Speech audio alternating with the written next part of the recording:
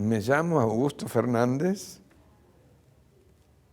nací en Portugal, emigré con 1 año a Buenos Aires con mis padres, me dediqué al teatro muy temprano, como actor.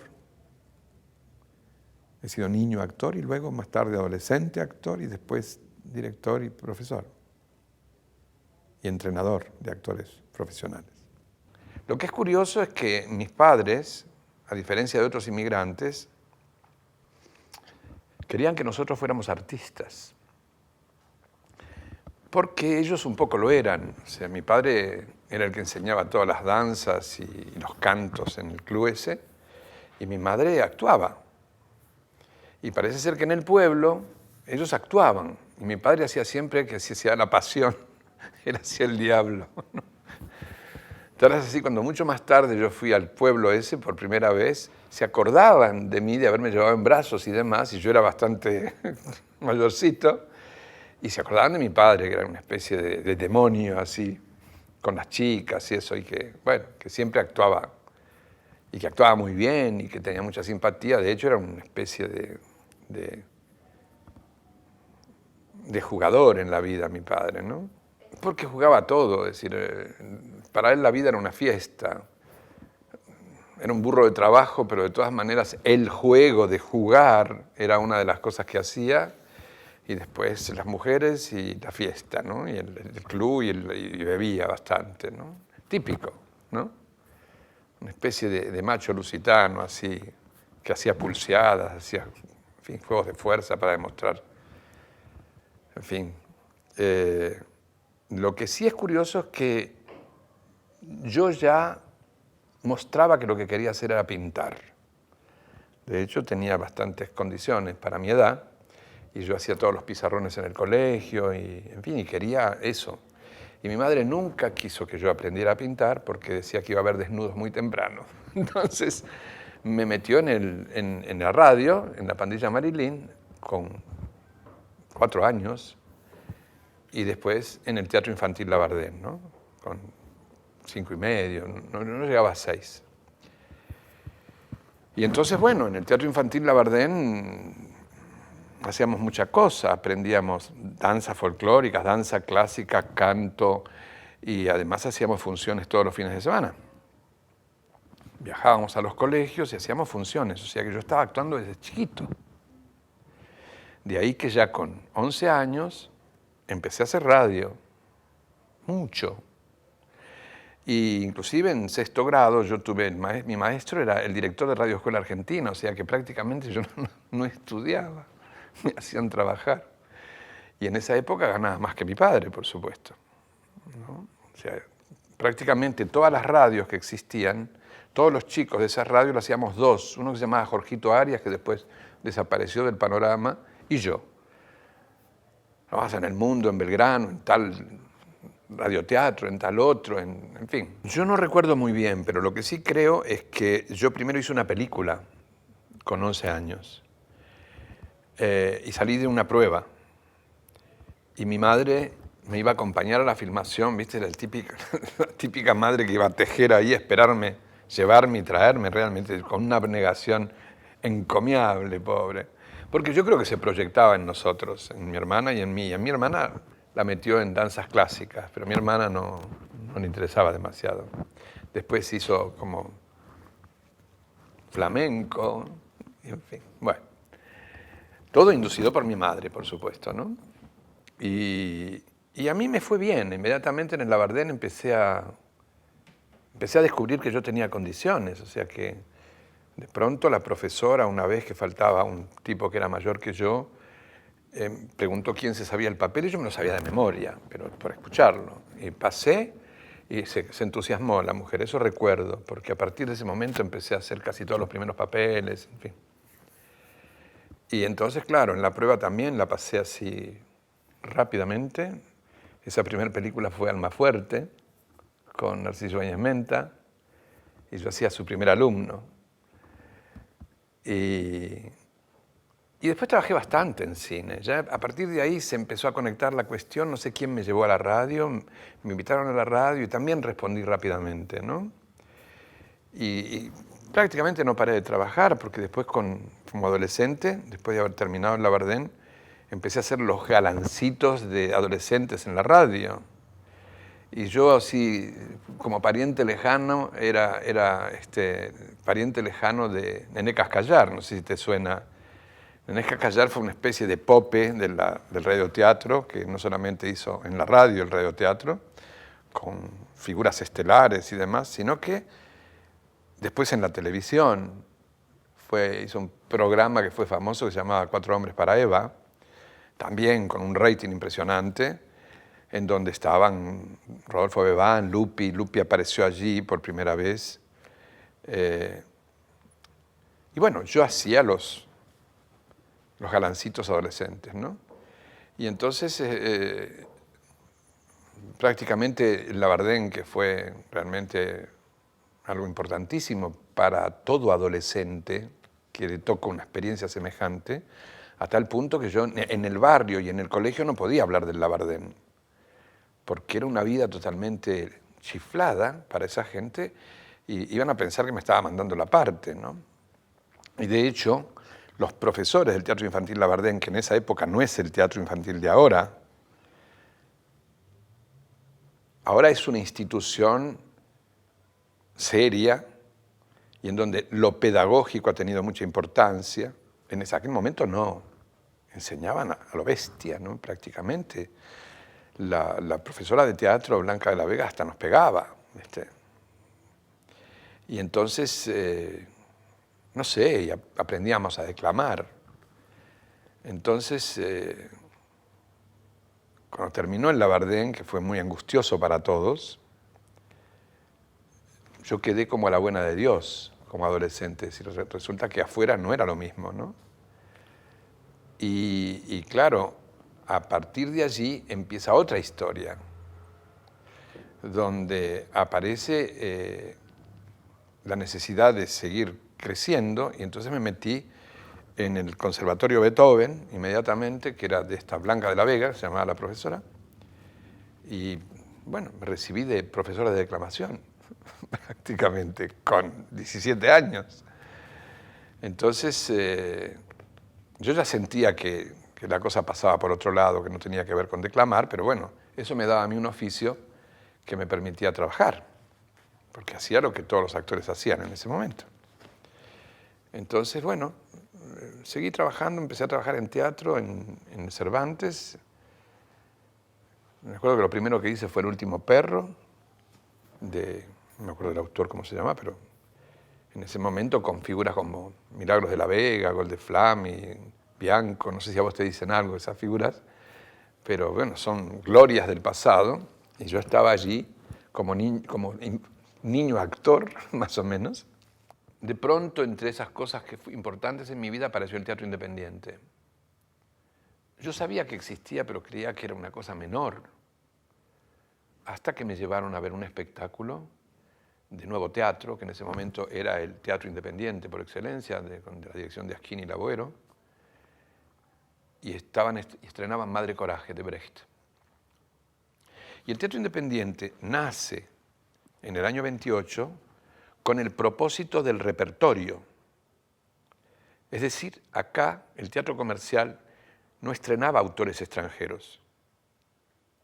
Entonces, claro, el teatro independiente estrena Sófocles, traducciones, Shakespeare, horrendo como se hacía, pero bueno, la gente se enteraba. Al principio era para que hubiera dos viejos ahí viendo la función de Electra, para luego polemizar.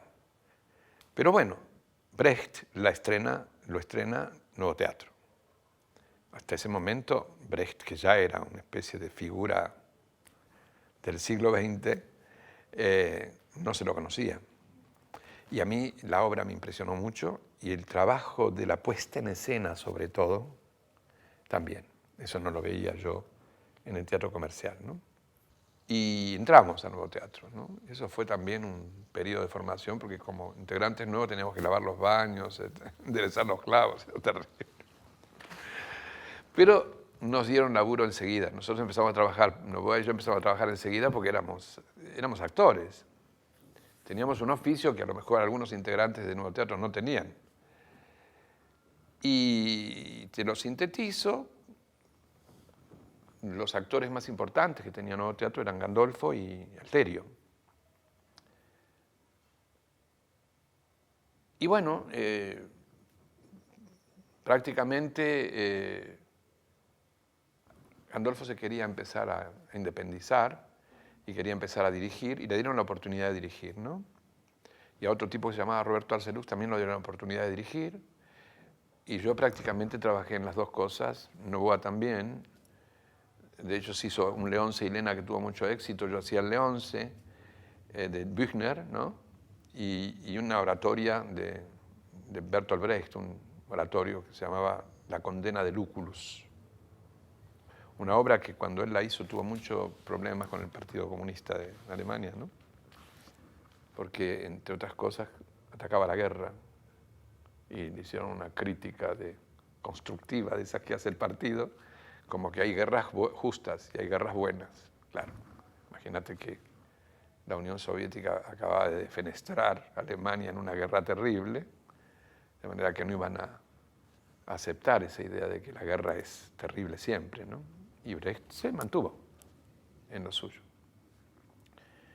Y eso, en medio del ensayo se armó realmente un gran conflicto entre Gandolfo, Asquini y Labuero, y estuvimos un tiempo en una asamblea permanente donde se ventiló todo la mugre que había en Nuevo Teatro entre ellos, y prácticamente Gandolfo se fue y nosotros con él. Entonces un grupete nos fuimos con él y fundamos un teatro que se llamó Juan Cristóbal,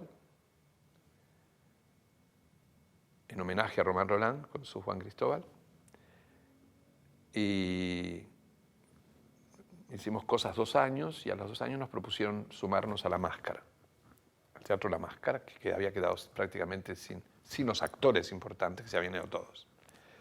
La Máscara era prácticamente, junto con Nuevo Teatro, el teatro más importante, de hecho con más historia, porque Asquini empezó en La Máscara y el Agüero también. Y entonces dijimos que sí, nos sumamos a La Máscara y fuimos prácticamente la dirección artística. Gandolfo Aleso, que era otro de los integrantes que conocimos en la escuela de Asquini, y yo éramos la dirección artística. Y empezó la famosa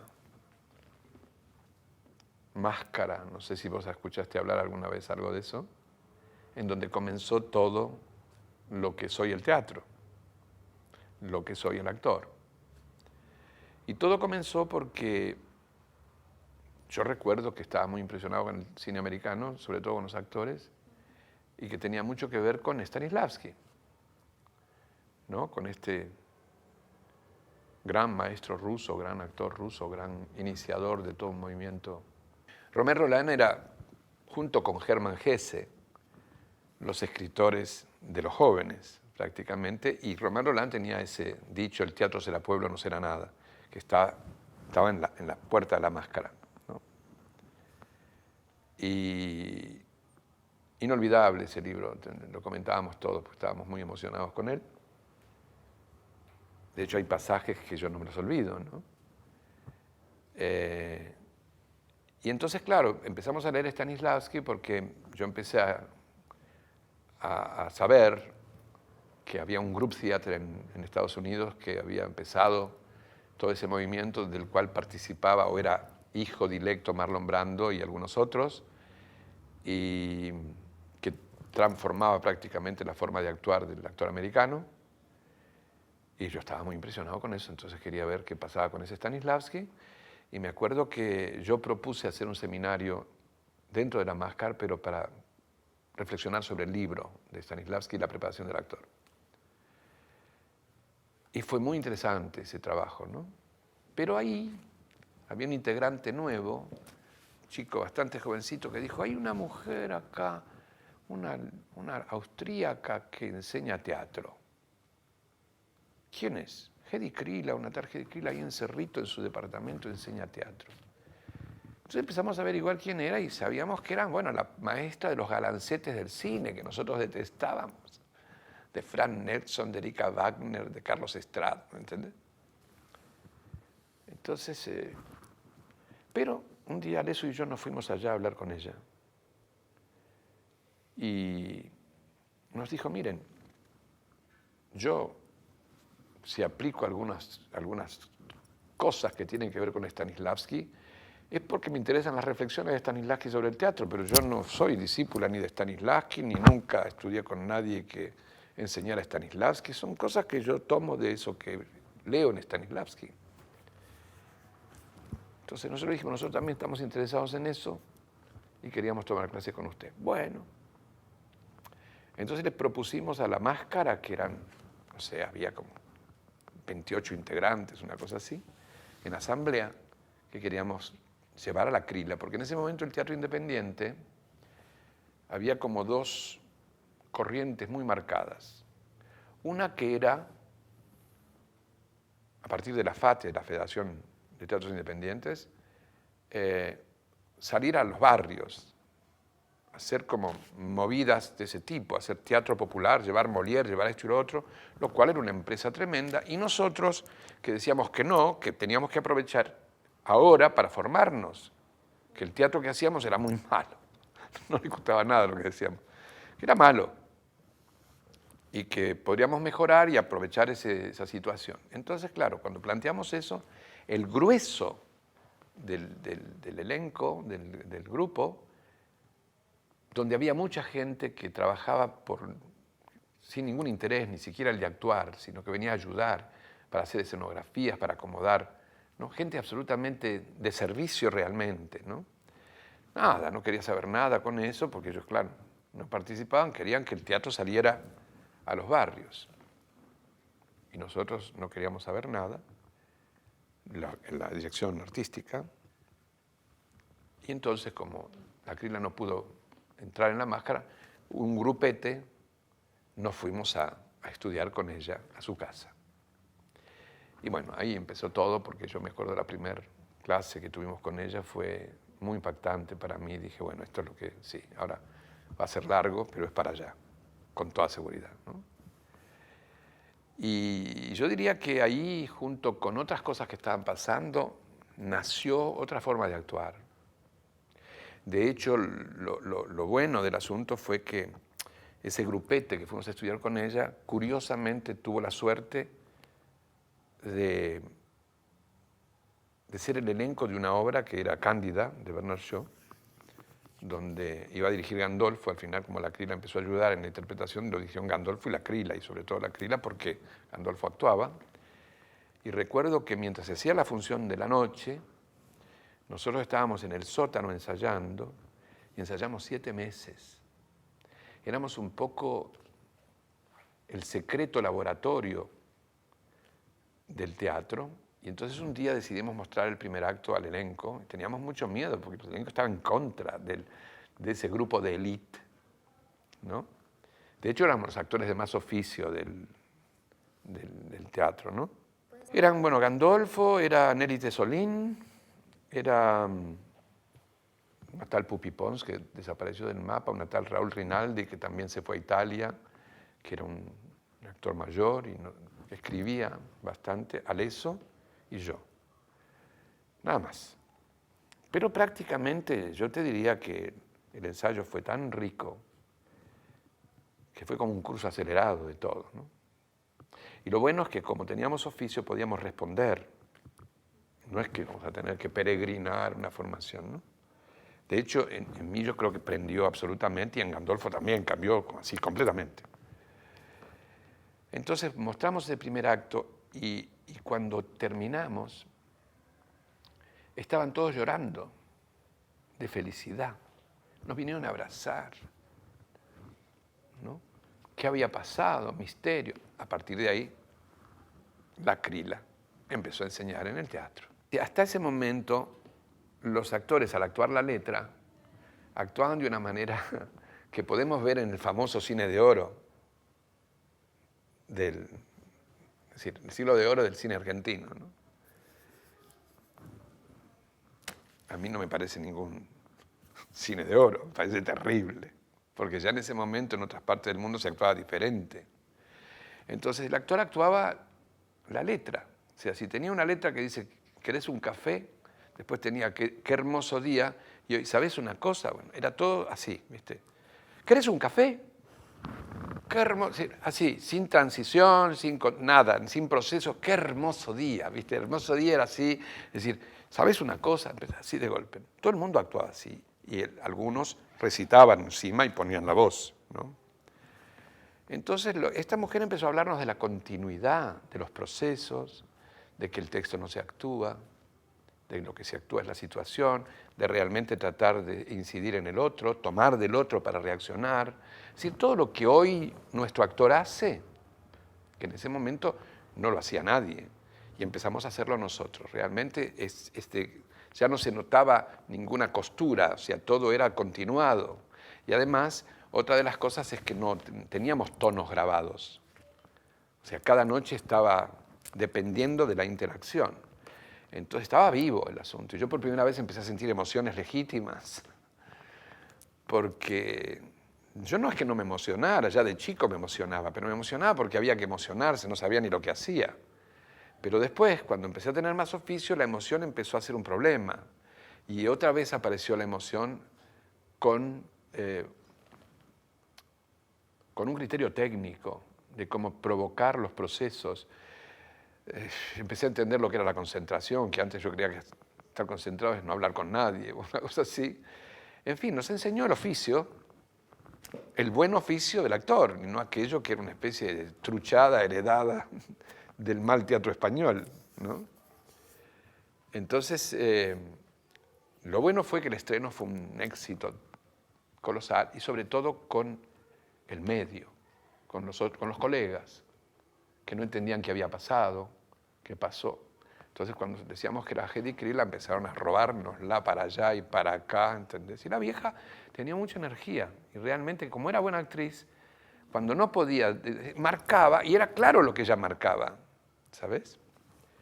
Entonces yo creía de verdad que esas cosas que aprendí con la Krila, yo trataba de copiarlas de los buenos actores. Creía que eran cosas que uno hacía, como chistar antes de hablar, como no empezar con la letra, sino empezar con una expresión, pero de afuera.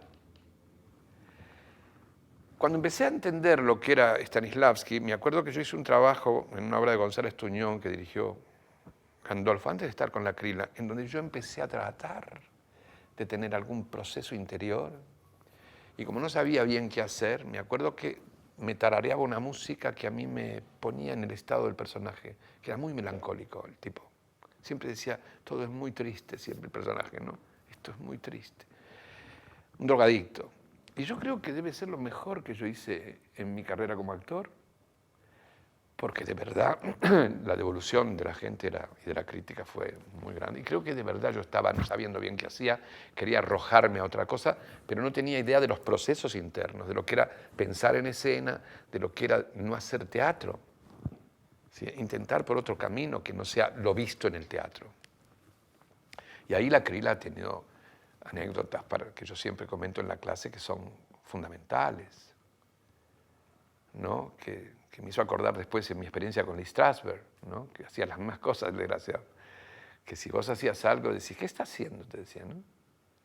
Y vos decías, y no, porque se supone que yo siento un dolor acá. ¿Por qué? ¿Por qué dolor? ¿Por qué usted hace así para sentir el dolor? Y porque me parece que esto es lo que... ¿Y por qué usted cree, no? Si usted te desarmaba. Claro, entonces son cosas que heredás del teatro, de otros actores. Y empezamos a mirar a la gente. Para colmo, nosotros prácticamente las traducciones, como hacíamos teatro, poco teatro argentino, porque el teatro argentino en cuentagotas era, en fin, se podía poner en escena alguna que otra cosa con buena voluntad, no podía competir con los Chekhov, con los Werner Shaw, en fin. Entonces hablábamos siempre esa españolada, ¿viste? Un idioma terrible. Y entonces, por ejemplo, en una obra como Una ardiente noche de verano, donde Gandolfo tenía que hacer un obrero inglés, hablaba de tú, y que hiciste, y si hubiste, y era una cosa imposible que tener algún sentido de verdad, porque siempre estabas actuando igual en todas las obras, por ese idioma tan estéril, ¿viste? Tan sin expresión. Y de ahí empezó a dar vueltas en mi cabeza el hecho de empezar a traducir las cosas al voz, sobre todo cuando con personajes populares, ¿no? Entonces, esto iba a pasar más tarde con la primera cosa que yo estrené. Pero ya el tema de empezar a traducir al lenguaje de Buenos Aires ya empezó allí. Y bueno, qué sé yo, empezó la época, la era Krila, premios, mucha cosa distinta. Estábamos tan emocionados que creíamos de verdad, me acuerdo con Arezzo que hablábamos de que vamos a crear el teatro de arte acá en Buenos Aires, ¿no? Con una especie de mística tremenda. En las funciones los acomodadores y todos estaban como a misa, nosotros íbamos bastante tiempo antes. La función tenía mucha alma siempre, ¿no? Y después, bueno, hicimos Una ardiente noche de verano, que fue otro gran suceso, y después estrené yo mi primera puesta en escena, que fue Soledad para cuatro, de Alac, donde empecé a probar toda una técnica de improvisar toda la obra. Inclusive Alac fue colaborando porque el de la improvisación empezó a tener ideas que le gustaban más que lo que había escrito. Yo hice bastantes asistencias. La idea de dirigir ya tenía razón de ser antes de estar con la Krila. Yo había hecho alguna que otra experiencia en festivales, fiestas de fin de curso, y siempre me decían, ¿por qué no dirigís? Porque de verdad tenía alguna idea. Pero más bien una idea visual, ocurrencias de puesta en escena, pero nada que ver con los actores, ¿no?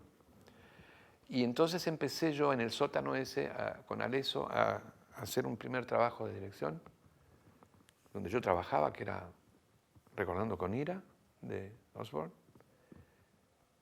Y un día la llamé a la vieja Krila a que vea. Estaba entusiasmada. Le tenés que dirigir, me decía. Entonces empecé a ver qué es lo que yo iba a dirigir. De hecho, empecé a enseñar ya. Pero empecé a enseñar porque el teatro me dijo, necesitamos integrantes, necesitamos alguien que enseñe, y me propusieron a mí. Entonces yo decía, ¿cómo voy a enseñar lo que yo todavía no aprendí?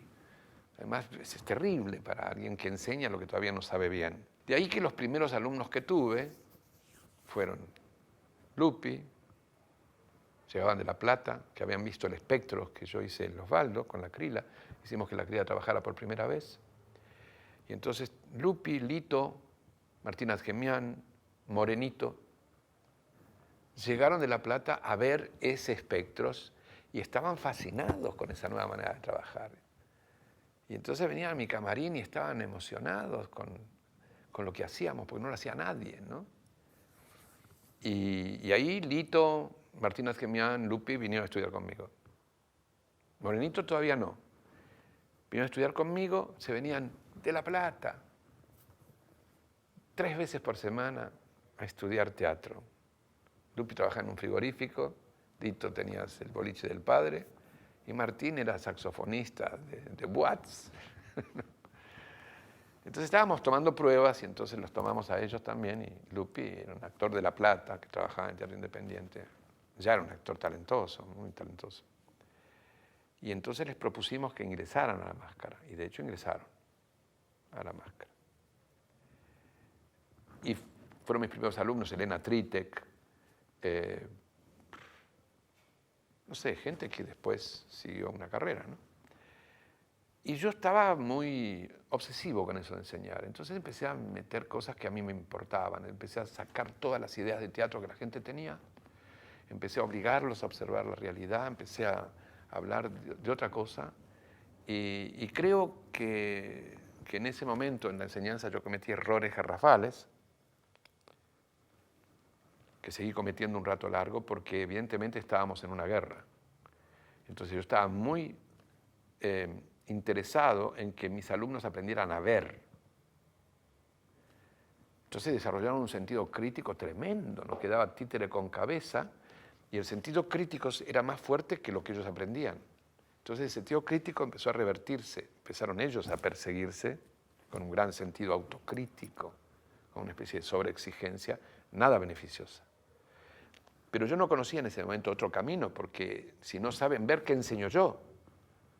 ¿No? Entonces el sentido de verdad que desarrollaban para observar la realidad los llevó a tener una especie de cuchillo con un mono con navaja. Iban a ver a Charles Laughton y decía, se le ve todos los hilos, está mintiendo, finge, ¿entendés? Ya no sabían que se empezaban a sentirse muy contentos de lo que aprendían a ver, no quedaba actor en pie de los argentinos.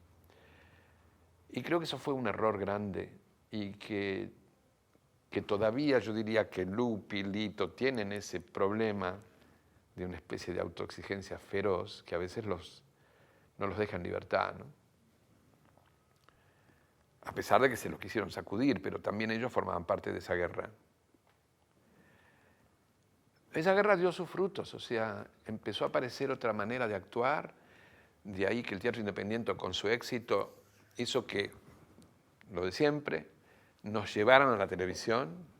Entonces prácticamente el primer programa de gente del teatro independiente que se llamó Muchachos de mi barrio, lo escribía Lizarraga, lo dirigía Gandolfo y trabajábamos Novoa y yo en los papeles principales, ¿no? Y eso, además, Muchnik, el que tenía Fabril Financiera, ¿no? La editorial, fue el que produjo el espectáculo, o sea, todo junto. Y ahí apareció Stivel con Historia de Jóvenes, donde empezó otra manera de actuar muy diferente. Gené, por otro lado, salía de La Plata y empezó a mostrar otra forma de actuar. Fessler venía de Francia y hace el diario de Ana Frank, y ya también era diferente, él empezó a enseñar y era un seguidor de Stanislavski. De manera que todo empezó a moverse en esa dirección. Y yo sentí que le estábamos cambiando la cara al actor argentino. La televisión contribuyó bastante porque el actor de teatro, así de los puntos, no era bueno para eso, era terrible como en cine, ¿no? Trabado, recitativo. Entonces apareció como un actor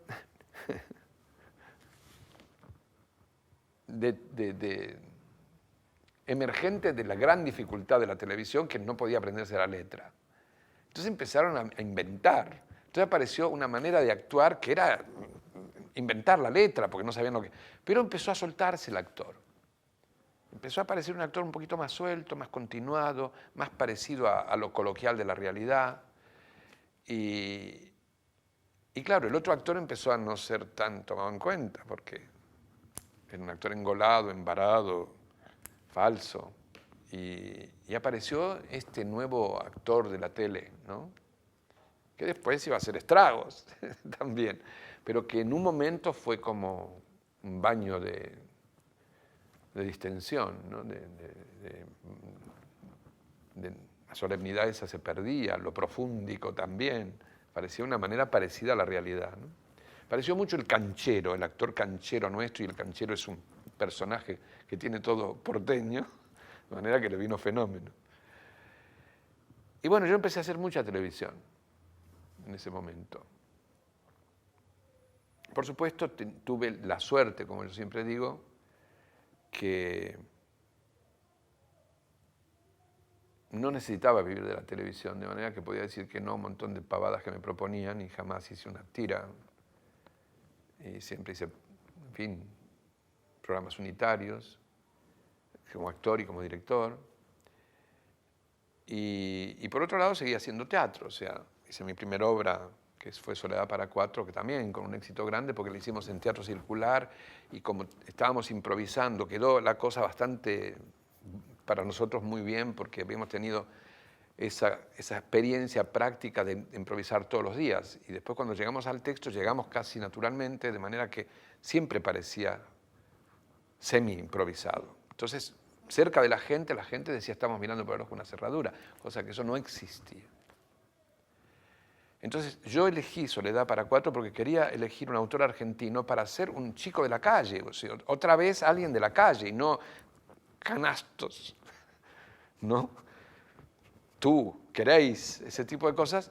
Y entonces nos sentíamos de verdad, que no necesitábamos usar la cabeza tanto para entender cómo era un ruso, cómo era un inglés, sino que lo conocíamos a ese señor, sabíamos quién era. Eso fue como también, como un masaje como actor, y creo que fue fundamental. También hacer televisión, hablar lo mismo que hablaba la gente de la calle. Y ahí empieza lo que se dio en llamar el naturalismo fotográfico, con Alac, Cosa, de pronto Cosa hace nuestro fin de semana y también trabaja Gené, Lupi, Ferriño. En ese momento aparecía una cosa que los espectáculos de más éxito eran esos. El teatro argentino, naturalismo fotográfico, se parecía a la vida. Esos epítetos que le ponen me parece fatal. Primero porque no es naturalismo y menos fotográfico. No cierran la máscara, es decir, aparece Frondizi. Con Frondizi los militares se meten, aparecen esas tres leyes contra el comunismo, que era criptocomunista, filocomunista y comunista. Bueno, y como prácticamente el Partido Comunista estaba en la ilegalidad, y como las damas de beneficencia eran las que tenían la máscara, eran las dueñas, y nos querían echar hace rato y nunca pudieron, hicieron una denuncia como que nosotros éramos filocomunistas, ¿no? Entonces un día yo estaba dando clases a las 3 de la tarde en la máscara, llego y estaban 14 policías con ametralladoras, me ponen contra la pared, a mí y a David Di Napoli, no sé si lo conoces, bueno, es un profesor de teatro, actor, que estaba estudiando en ese momento conmigo. Y yo tengo una desgracia que frente a ese tipo de autoritarismo, seguramente por miedo, yo no lo siento en ese momento, mi anestesio, me pongo como, me encrespo, me pongo como arrogante, rebelde y me querían realmente meter en cana, ¿no? Entonces les decía, ¿qué están? Dicen, me decía la denuncia, y entonces entraron y ya hicieron la de siempre, ¿no? Aparecieron Nuestra Palabra, que era el diario del Partido Comunista, por todos los camarines. Yo sabía que eso no era cierto. ¿Esto qué es? ¿Esto qué es? Y nos llevaron. Cuando nos llevaron, estábamos en un pabellón con 50 y pico de personas encerradas. El que no había caído por un libro que tenía que se llamaba La Revolución en la Publicidad, David Di Napoli tenía a Dostoyevsky, a Tolstoy en la cartera, rusos. Bueno, resulta que yo tuve la suerte de tener un amigo que era un criminólogo, uno de los criminólogos de la penal de Boto, que era muy amigo mío, un hombre de teatro también, que vino a dar la cara por mí, ¿no? Se iba a ir a Estados Unidos, tenía una beca para Estados Unidos y arriesgó su beca para testificar que yo no tenía nada que ver, y me largaron. Pero la máscara no se abrió. Cuando regresé yo seguí con esto de Teba. Y en ese momento no solamente voy a Portugal, sino que yo hago mi primer viaje por toda Europa y ahí me encuentro con que todo el mundo, todo el teatro de Francia, de París sobre todo, y de otras partes del mundo, estaban en lo mismo que estábamos nosotros, en eso de la memoria preverbal, el teatro gestual. Y entonces me pareció, digo, acá hay algo, hay gato encerrado, esto no es serio, esto no es una estética, esto es un ejercicio que les ha impresionado y es una cosa que se hace fácil, a la larga o a la corta, todo era muy malo. Y me tocó ver en el teatro una danza macabra por María Casares y Alain Cuny, espectacular. Entonces, claro, yo fui al Louvre y por supuesto para mí era por primera vez, yo iba todos los santos días de Dios la semana que estuve en París al Louvre. Entonces digo, ¿será que yo estoy enamorado de lo viejo? ¿Cómo puede ser? Y entonces me acuerdo que me encontré con una artesana metida en ciertos movimientos místicos y demás, que yo le comenté esto, que cómo es posible que esté todo el mundo en una especie de cliché y que además yo esté enamorado de lo viejo. ¿Qué es esto? Entonces me dice, y bueno, yo también estoy ahora tratando como artesana de volver a cosas mucho más esenciales. Entonces mi tema es el fuego, porque mi tema es la luz. Pero estoy tan cansada de la luz tendenciosa y manipuladora que quiero volver a esto del fuego, que es la luz primordial, que al mismo tiempo puede cobijar cualquier estado de ánimo. No es tendenciosa, el fuego, ¿no? Y me dice, yo lo puedo comparar con Shakespeare, que uno encuentra que su obra es accesible a todo el mundo, y al mismo tiempo si uno se mete en cada frase es diferente. Pero, y yo dije, claro. Entonces ese arte nuevo me parecía tan pobre.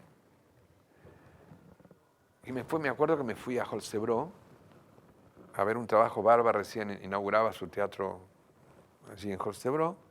Y quise ver un trabajo de él porque a Grotowski no lo encontré por ninguna parte. Y por supuesto yo confirmé que no me interesaba esa cosa, eran no sé, teatro que a mí como público no me interesaba nada. Ni la manera de actuar, ni lo que querían decir, solemne, tenso, qué sé yo, no me interesó nada.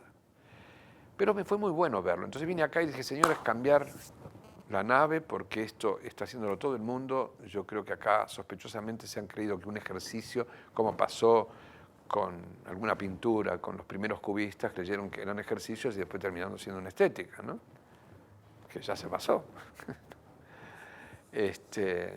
Y acá igual, de ejercicios muy interesantes y muy importantes, apareció una estética con Grotowski a la cabeza, que bueno, Grotowski no eran toda esa gente que estaba haciendo todas esas tonterías un poco amateur, era más importante, pero también era un buscador que seguramente con los años hubiera salido de eso mismo que él hacía. Entonces, ahí empezamos a ir por otro lado. Entonces, buscamos una obra y me acuerdo que lo que apareció fue el Peer Gynt. Y decidimos cambiarla toda. Empezar a trabajar sobre el tema de... El Peer Gynt sabe quién es, ¿no? Peer Gynt, el personaje, sabe quién es él. Él dice, yo soy. ¿No? Por supuesto, el gran error es que no sabe quién es, sino que él confunde su yo con su rol en el mundo, ¿no? Y como él cree que es un rey, tiene que ser rey de algo siempre. Entonces nosotros empezamos a revertir el tema y nuestro Pedro, que no era Peer Gynt, era algo que pasaba acá mucho en cualquier tipo de militancia, que era que la idea era que uno se realiza en la acción, que uno se realiza en su obra. Y esto también era como, entre comillas, sí. Pero había mucho parásito de eso, ¿no? Entonces nuestra pregunta era, si nosotros hacíamos la obra, ¿para qué? Si nosotros de verdad podíamos encontrarnos en la acción, en una acción que sirviera para los otros o para, ¿no? Entonces nuestro Peer Gynt, así como Peer Gynt, el final es un troll y no sabe que lo es durante toda su vida, desde que probó el hidromiel, en nuestro Peer Gynt habían vampiros, porque el troll, nada, eran vampiros en la historia esa, había unos vampiros que ya estaban en decadencia y necesitaban cruzarse con los humanos, y entonces tenían unos alfileres dorados que bebían una gota de sangre, porque si no se iban a deteriorar. Y Peer Gynt se enamora de la hija del vampiro principal y quiere ser rey de los vampiros, ¿no? Porque quiere ser rey siempre de algo. Entonces le dan a probar la sangre y él la escupe, no la quiere ni tomar. Y al final toma la sangre, ¿no? Y cuando le quieren hacer la herradura en el ojo para que vea como un vampiro, eso no quiere que lo toquen porque él es él y no quiere ser alterado. Pero a partir de ese probar la sangre, va a ser un vampiro toda su vida, es decir, va a vivir de los otros, haciéndoles creer a la gente que lo hace por ellos, va a estar en la misión de servir a los otros, pero por él, sin que él lo sepa. De manera que en el final, así como Peer Gynt se convierte en un troll y no quiere que lo vuelvan atrás, nuestro Peer, cuando se descubre que es un vampiro, no quiere volver para atrás. Entonces, así como en Peer Gynt había un fundidor de botones que de verdad le dice que lo van a fundir de vuelta y que tiene que hacer todo otra vez, en nuestro espectáculo el narrador, que era una especie de víctima de Peer Gynt casi permanente, terminaba por diciéndole a Peer Gynt o al actor, muy mezclado, que tenía que hacer toda la obra de vuelta. Y el actor se resistía y quería buscar a su Solveig, pero me acuerdo que había uno de los trucos de la sangre mejor, porque había mucha sangre en ese espectáculo, pero uno de los trucos es que tenía una camisa blanca y subía una escalera para buscar a su amada y empezaba a tirarle tiros y era espectacular las manchas de sangre que aparecían, el truco estaba muy bien hecho, entonces iba sangrando cada vez más hasta que caía otra vez y volvía a revivir y volvía a pegar otro tiro, se acababan las balas y cuando estaba bañado en sangre se escuchaba una canción y prácticamente en vez de matar a la parte enferma, mata la parte sana y lo que aparece es el vampiro, ya inmortal. Entonces ahí terminaba el espectáculo diciendo que ahora iba a convocar a todos los vampiros porque ahora empieza la era del gran engaño. No íbamos a vivir de... No es una canción larga, grande, terminaba con una adoración a Satán y eso, ¿no? En fin, la idea era una gran pregunta contestada si realmente la famosa militancia de servicio era tan así, ¿no? Y entonces, un poco por otras anécdotas que tenían más que ver con la política, también yo me encontré con mucha gente que era mejor perderlos que encontrarlos y el día que tomaran el poder iba a ser de temer al servicio de, ¿no? Te digo lo de Peer Gynt porque realmente mi vida es antes y después de ese espectáculo, pero concretamente, no porque fuera inspirador, sino porque mi vida cambió totalmente.